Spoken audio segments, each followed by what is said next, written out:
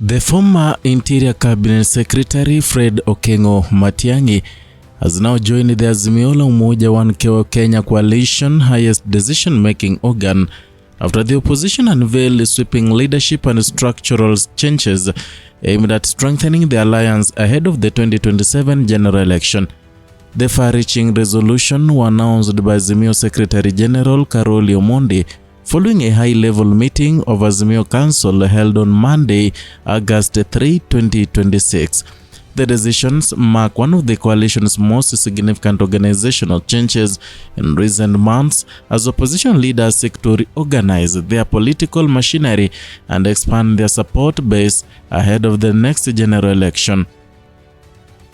According to Omondi, the council that was chaired by Uhuru Kenyatta agreed to reorganize the coalition structures across its various organs while also moving forward with an extensive rebranding exercise. He explained that the coalition intends to reshape its internal organization as part of the broader efforts to strengthen the opposition and position it to the future political contests. Among the most notable resolutions was the admission of Fred Matiang'i into Azimio's National Council and the coalition's highest decision-making body. Joining him are former Agriculture Cabinet Secretary Peter Munya and former Embu Senator Lenny Kivuti, who have also been admitted as new council members. Omondi confirmed that the council had formally resolved to admit Matiang'i, Munya and Kivuti into the National Council, expanding the coalition's top leadership structure at a time when preparations for the 2027 general election are steadily gathering pace. Watch this video. Good evening, ladies and gentlemen. It is my duty now to communicate to the public the decisions made by the Azimio Council at their meeting this afternoon. 1. The Council resolved to reorganize the party structures, the various organs of the party, as well as to move forward with the rebranding of the Azimio coalition. Secondly, the Council made a decision to admit 2 new members into its ranks. That is His Excellency Fred Matiang'i, the Honorable former Governor His Excellency Peter Munya, and Honorable Senator Lenny Kivuti to become the new council members.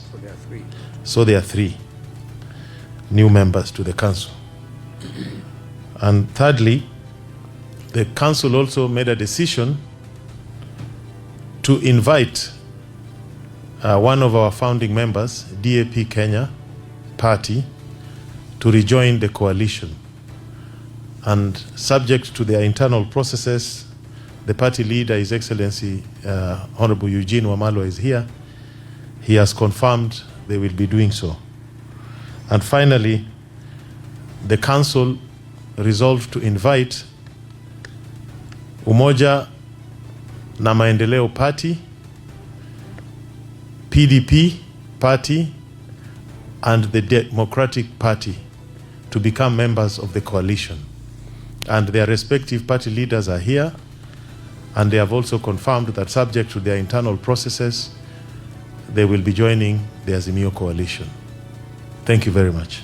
The inclusion of the 3 experienced political figures represents a significant expansion of Azimio's senior leadership, and the appointments come as the coalition continues reviewing organizational framework and also preparing for what it is expected to be an intensely competitive electoral cycle, and what is expected as a preparation for the 2027 general election, and also positioning those who might be the ones that are favored by Uhuru Kenyatta in the coming election. Beyond the new appointments, the council also made several key leadership decisions affecting the coalition structure. The Wiper Party leader Kalonzo Musyoka was formally ratified as Azimio's official party leader, reinforcing his position within the opposition coalition as the discussions over the alliance future continue. The meeting further appointed former Nairobi Town Clerk Philip Kisya as the coalition's executive director. At the same time, Karoli Omondi was confirmed as the minority leader in the National Assembly, replacing Junet Mohamed in a move that reshapes Azimio's parliamentary leadership. These appointments are expected to play an important role in determining how the coalition coordinates its political activities both inside and outside Parliament over the coming months. And alongside the leadership changes, Azimio also resolved to proceed with the comprehensive rebranding of the coalition. The proposal is not entirely new. It has been under discussion since 2024, with the coalition leaders arguing that refreshed political identity could help attract additional partners while strengthening the opposition's national appeal. The latest council meeting was now formally revived those plans and signaling that the coalition intends to move beyond internal discussions and begin implementing the proposed changes. Previous comments by Makueni Senator Dan Maanzo help explain the thinking behind the initiative. While defending the rebranding proposal last year, Maanzo said the coalition wanted to build a bigger political alliance that could accommodate more partners.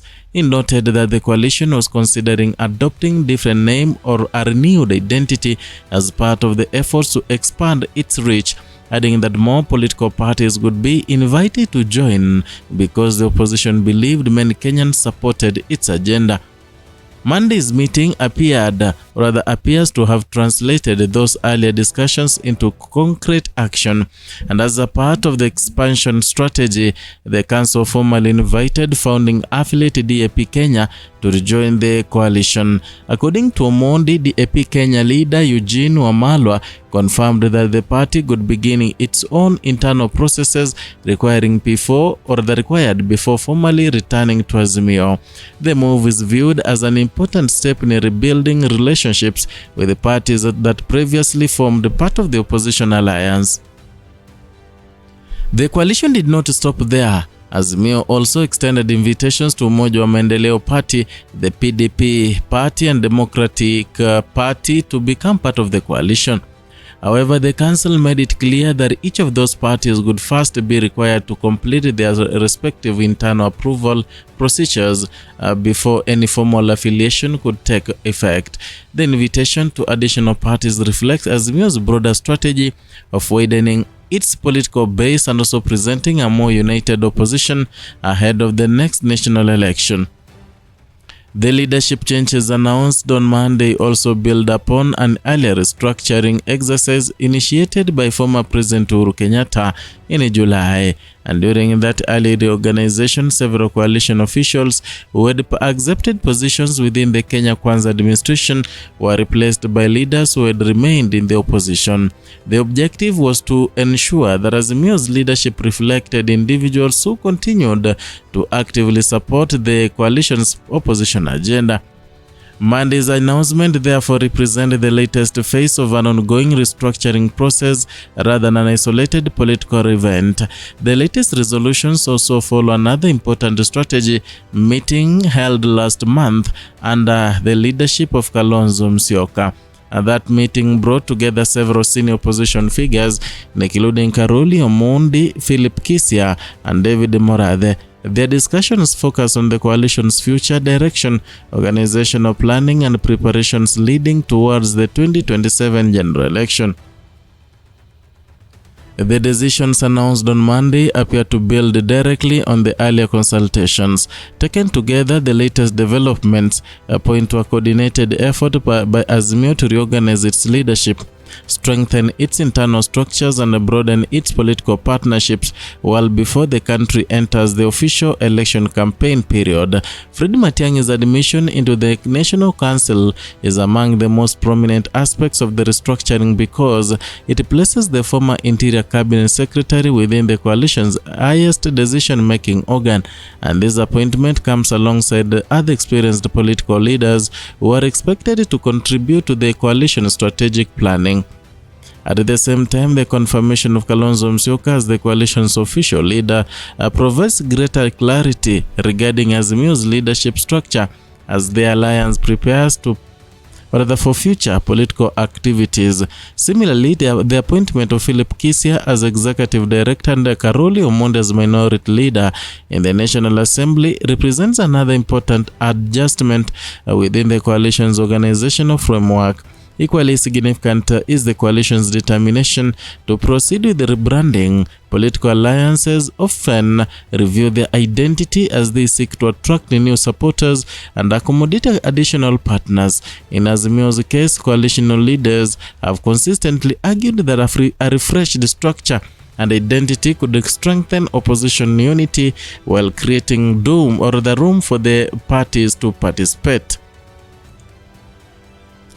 That is all for today from Kenya Lens Media, where we give you news updates as they break. And kindly, if you are new here, consider subscribing, liking and sharing our content. Hit the notification bell so that you can be receiving notifications each and every time we bring you a new content.